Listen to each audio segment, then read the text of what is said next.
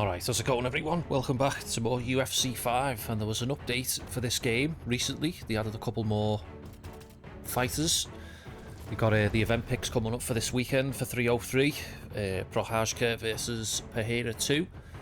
But as you can see, there's a couple of new fighters, well, versions of fighters and new fighters. We got a UFC 136 version of Frankie Edgar there. Also the shorts as well. Got them unlocked. Kevin Randleman, look at this, a legend. Look at the size of the fucking Randleman here. Good to see Randleman in the game, rest in peace. The monster, Kevin Randleman. Even got his red wrestling shoes. Good attention to detail there. UFC 23, fucking hell. We got Little Evil, Jens Pulver. I'm glad to see him make an appearance in the game. First lightweight champion. Good to see Jens in the roster. And my favourite MMA fighter of all time, probably El Guapo Bas Rutten. Good to see Bas back in the game. I think the last time we saw him was UFC 2. I think he was in that version of that game. And then I think there's another Anderson Silva, UFC 117. It's kind of just like the other one, but he's got like sponsors, bit of a goatee there. That's when he fought Chael at the same event. 117, Uncle Chael there with one knee pad on. Here's the thing, you guys, Anderson Silva. Alright, let's have an exhibition to showcase a couple of these off. I've been trying to, if you've been following me play this game and you watch me do my career modes, you know, you'll know that I play on Legendary, but it's not very realistic playing on Legendary, and even the developers themselves have said, if you want like a more realistic feel to the AI, you should play on Pro and not Legendary, which is interesting coming from the devs. But I would like to like mess with some sliders for me career modes. A couple of these have suggested to mess with a few sliders.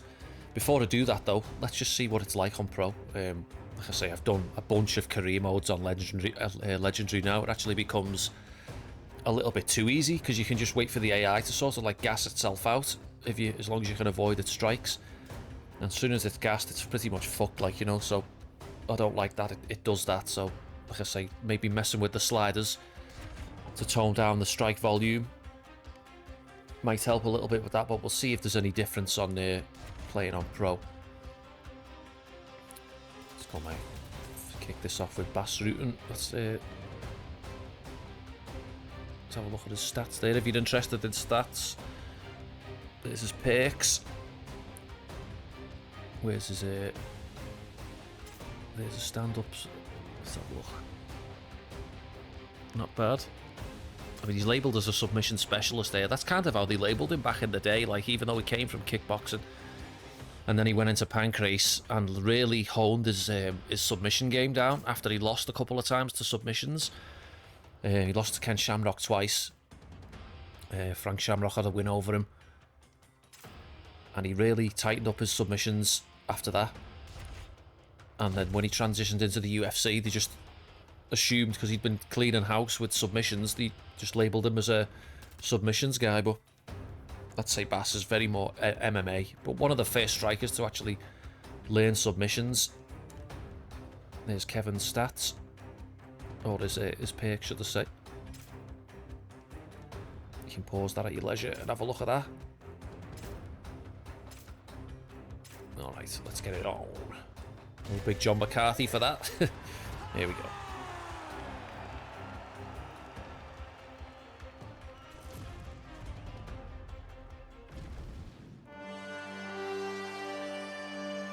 Looking forward to UFC 303 this weekend. I hope you are too. It's a sort of shame the Michael Chandler and Conor McGregor fight fell through. Conor stubbing his toe on a coffee table. He's got a little pinky toe fucking sore. He has to pull out, even though other people like Alex Pereira fought with a broken toe. I think Habib fought with a broken toe. You know, RDA pulled out of his fight a long time ago with a broken foot, and Conor ripped him on social media, and now Conor's getting it back in fucking spades because he's fucking got a bruised toe. Everyone's fucking shitting on him. I mean, I wanted McGregor to lose that fight anyway. I was hoping Chandler would have knocked him the fuck out, but I'm sure it'll get rescheduled. Maybe it won't. Maybe Chandler's been a fool and just sat out on the sidelines for like 2 years waiting for some reason to fight Conor. It always makes me cringe that when people call out Conor on the mic after they've just won and they're like, Conor McGregor! It's like, fucking hell. That's so embarrassing when people do that. Like, it's really embarrassing. But I've done my picks for this game. I did my picks this morning. My fight picks I might just show you at the end of the video if I think on for predictions for the main card for 303. This man is a future UFC champion. I'm not going to go that far just yet, but in terms it doesn't sound like the commentary team though have recorded any dialogue for these new fighters. They've not like said Randleman's name. They've not said Bass's name. Bit of laziness there on the development team's part. Getting Anik and DC to record new lines. This guy has it. This guy, when you look at him. The question I want to know is, have they given Bass a 5-star left up to the body? Former king of pancrase, submission fighter, amazing durability. This was actually a really controversial fight back in the day when these two fought. You know, Bass came away with the W, became heavyweight champion, but arguably a lot of people think he might have lost the fight. Depends how you look at it, really. I mean, Randleman dominated him on the ground for the first part of the fight, and I think this was at the UFC era when there was no rounds. I think it was just like a time limit, and then they go to an overtime. But I'll get back to this after the introductions. Ladies and gentlemen, this is the main event of the evening.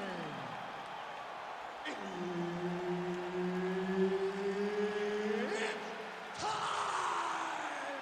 5 rounds in the UFC heavyweight division. Introducing first, fighting out of the blue corner, Kevin the Monster Randleman. And now introducing his opponent, fighting out of the red corner, Boss El Guapo Rutten. Yeah, Kevin took Bass down. Bass's takedown defense wasn't the best. He'll even tell you that himself if you watch his pancrase career. He wasn't very good at defending takedowns. Couldn't really sprawl all that well. But Kevin laid on top of him for most of the fight, smashing him. I think he broke Bass's nose. Just laid in Bass's guard and just fucking dropped hammer fists and just vicious ground and pound. And Kevin's like a fucking phenomenal wrestler, Takedown defense holds up. or at least back in that time, that kind of wrestling. Oh, and he got caught with the knee there. That kind of wrestling was hard to deal with. I mean, Mark Coleman had loads of success just being the bigger guy, laying on top of people. They didn't really have an answer for it until he fought Maurice Smith, who kickboxed him and got the victory. This is going to be a takedown. Single leg takedown is good. Pretty good execution on that. Beautiful sweep there by Bass. Yeah, but then Randleman gassed hard in the later part of the fight. And Bass just took it as an opportunity because he couldn't get out from underneath Kevin. Bass just took the opportunity to just elbow the fuck out of Kevin's head from the guard. And Kevin, with his bleach blonde hair, just had a shitload of cuts opening up on the top of his head. You could see all the blood pools in his blonde hair. And Bass actually was awarded the fight for being more aggressive off his back, which is it's a controversial decision, but it depends how you look at it, really. You know, Kevin started off well, like I say, but then he just laid and prayed for the majority of the fight. And Bass was scoring, so personally, I'm not biased because I'm a Bass fan, but I mean, he did enough. He opened cuts up, damage to the opponents. He was active when Randleman was tired. Oh, there's a nice combination. Bass rocking Kevin with that left up to the head. It's going to be a takedown. Yeah, easy takedown for Kevin.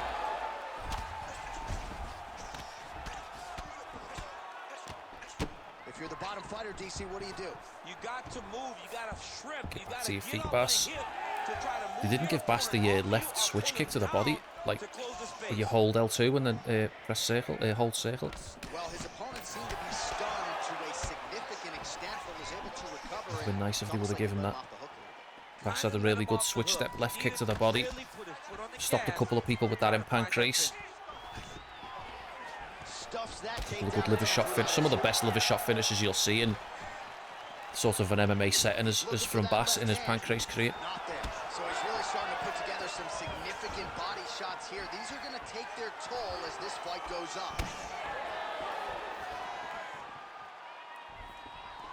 Oh, another easy takedown. Nicely timed from Kevin underneath the jab. So this is kind of what it looked like in the fight. It was just Kevin on top of Bass, sitting in his guard, and Bass unloading with elbows in the second part of the fight. Staying busy from bottom position here. Oh, doubling up on the elbow. Flush. Elbows landing now. Nice shots landing from the top position. Oh, his ground and pound is on full display here tonight.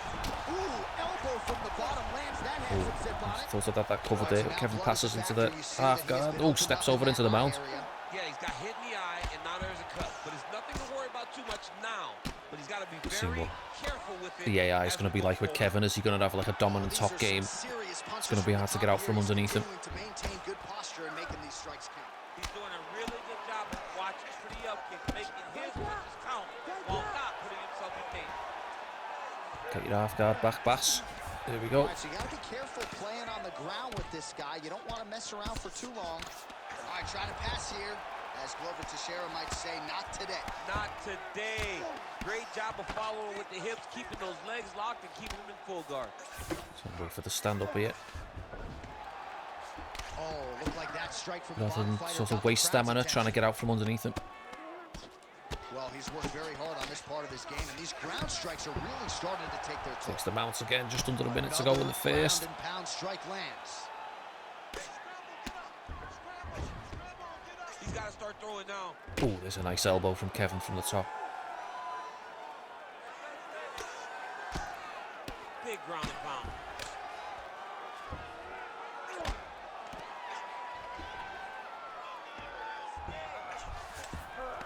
In the half guard. 10 seconds to go in the round. These shots count.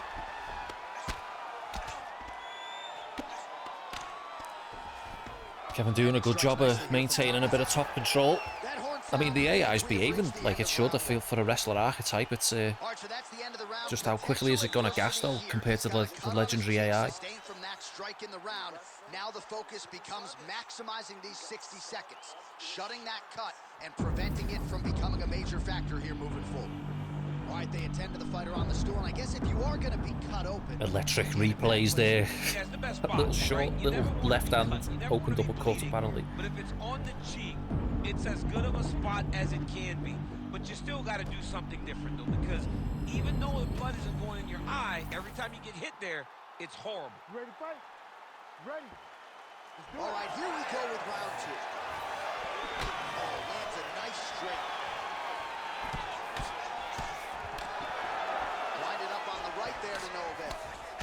Well, new round, same narrative. He continues to punish the Don't normally body like yet playing again, as the heavyweights in this game. It's just like they're just too slow for me. Oh, and there's that double leg takedown. Like the strikes are just so slow. I prefer like faster striking in my combat sports games, and that's why I don't play as heavyweights. I feel like heavyweights can fucking punch quicker than this in real life. Some like fast heavyweights out there. They're not just like slow lumbering fucking ogres. High volume of strikes on his opponent at will. Well, I mean, John, the guy can fight everywhere. And he can fight everywhere, meaning he can fight on the ground, he can fight in the stand-up, but he's also able to do it because his cardio is so good. Right. This is one of the best fighters that we have seen. Oh, there's a nice little kick from Bass there. Really showing in this performance. Nice. Nicely done. Kick to the liver lands. His elbow. A lot of those strikes to the body starting to pile up. Getting beat up and being smart enough to not be headhunting the entire time. I like this. I like this approach. Oh, tried to go with the head kick there, the left head kick, but the AI crowded me, connected with the right straight. Big left hand there inside. Opened up me, broke my nose in true fashion of the fight as it happened. Okay, I would have been able to defend that if the camera hadn't just fucked me over there. Thanks, camera. I think that bug has been in the game since like UFC 3. Oh, is he opened up now? Nasty cut on the bridge of the nose. Drops down inside the now closed guard of his opponent. Let's see how patient he is as he attacks a submission or big ground and pound. Really good job to land these strikes from top position. Fighter trying to pass here, ooh, but gets denied. Gets denied. Great job, great recognition of seeing Get what your full guard opponent's back and trying then he to just do. changes to the other side. All right, so he continues to land, and not exactly what we thought we would see in this one tonight, but the wrestler willing to stand and trade and proving to be able as well. Yeah, it's out of the ordinary. Usually this guy level changes to take you down very early in fights, but tonight he is showing that he is comfortable in the striking, and he is on point with his striking. They've worked very hard to improve his stand-up skills, and it's showing right now. Multitude of elbows now. Beautiful strike there as he continues to attack that cut. Cutman's going to have some work to do if we get to the stool between rounds. Come on, Bass, get back to your feet. We got the best cutman in the Might be going for a ride here. Because this cut is getting worse. Oh, and there's a check left hook as Kevin came in. Oh my goodness! Kevin went for the overhand right. Crowd loving it. Just a gorgeous shot Hit him with the there to block end counter fight. left hook. Just the way he drew it up. He found the opening and capitalized on it to the utmost extent. Nicely done. Like a Finished the fucking fight. horrible animation there because his arm's all tangled up off the block counter.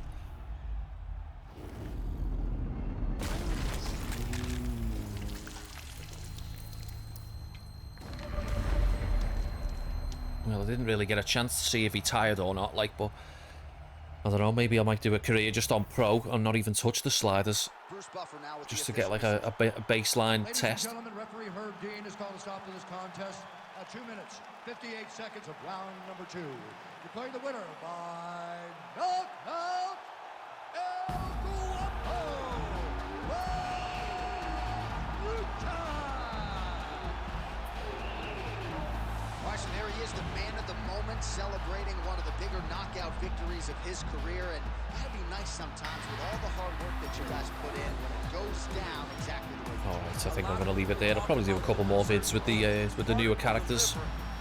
Might have an old school Chael versus Anderson. For now, I'm going to leave it there. Thanks very much for watching, everyone. Take care, and I'll see you in the next one.